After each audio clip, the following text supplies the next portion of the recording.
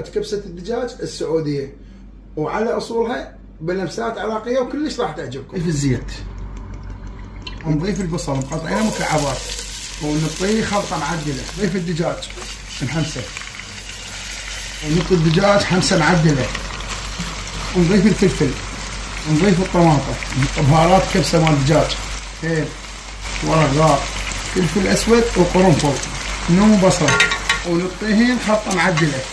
عود واحد قرفة نضيف ملعقتين معجون آخر شيء هم نطيه حمسة. ورا ما حمسنا المكونات كل زين نضيف المي ونضيف الملح آخر شيء. الدجاج يستوي براحته. وعندنا الدجاج نضيف التمن هذا منقع ومغسول. استوى عندنا التمين وشوفوا ليها شلون صاير نثري. كملت عندنا هاي الكبسة السعودية اللي حبا قلبكم. نذوق ونطراينا بالطعم. شوفوا الدجاج شلون مستوي. بسم الله والله الطعم فتشي.